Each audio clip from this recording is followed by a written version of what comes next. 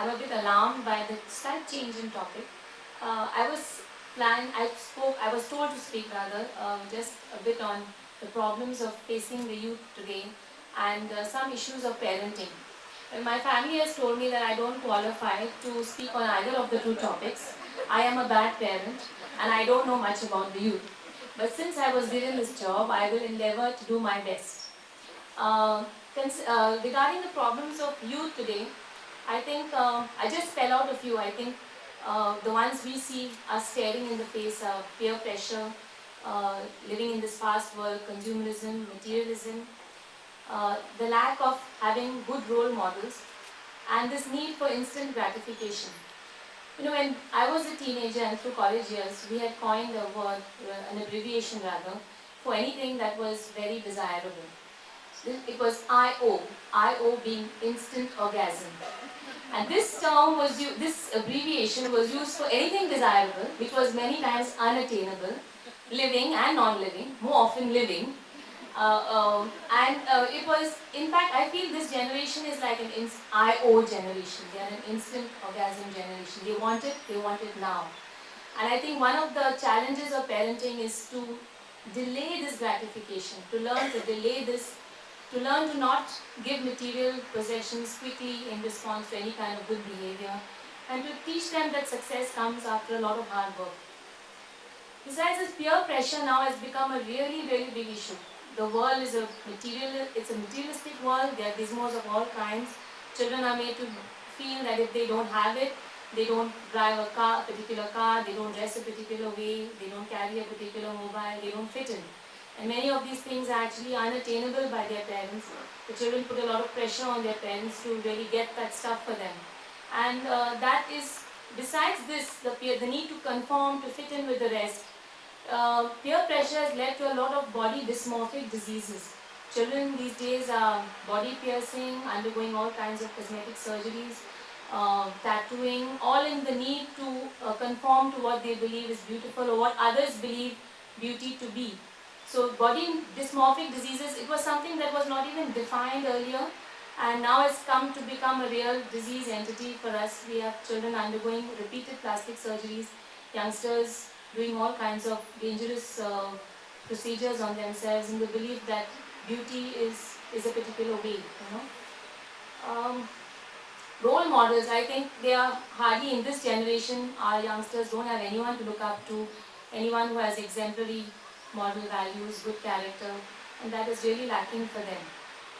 Coming to issues of parenting, in this department really I take advice, I don't give any. As I said, I don't think anyone can claim to be a good parent. It is an honor given to you by your child.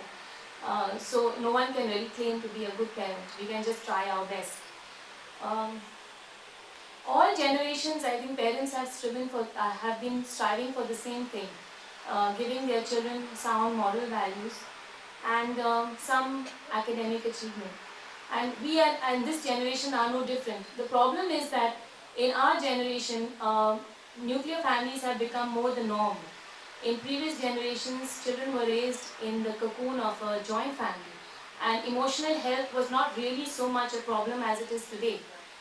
Today in nuclear families, both parents work, they don't have much time, they're walking this tightrope of trying to provide all this material stuff for their kids, and that is really leading to a breakdown in children's emotional health. So, everyone's heard of IQ and how much is your IQ, and it all has a number. But EQ, emotional quotient, has become a very important problem today, and we see more and more children who succeed are those who don't really have a high IQ, but those who have an extremely good EQ. I even see magazines running a small little ad, what's your EQ, when you answer like 10 questions and they give you A, B or a C.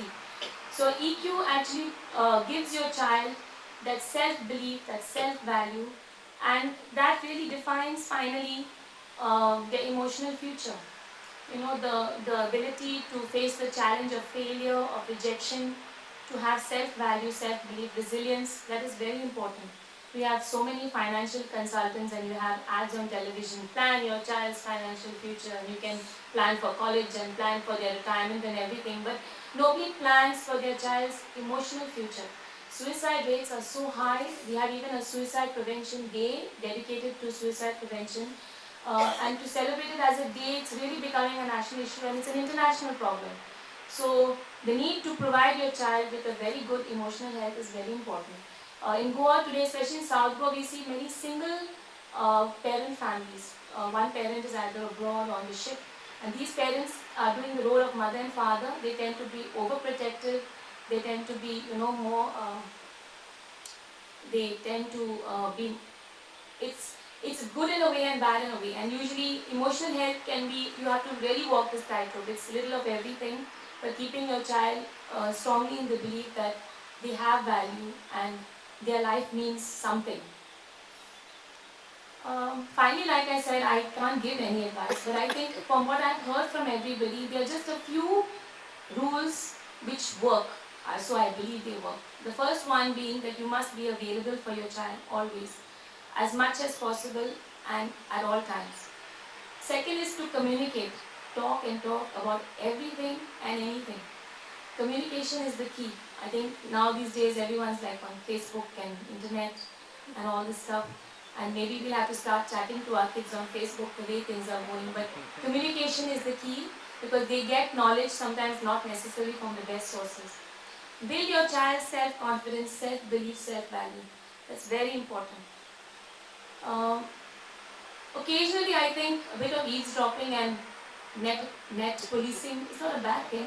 I'm not averse to it, but and I think it's good to keep an eye, especially on your children's peers. Invite your children's friends over. Make sure you keep an eye on who they are mixing with, who are their friends, and who they are seeing outside of the home. Finally, I'll end with a small SMS which somebody sent me.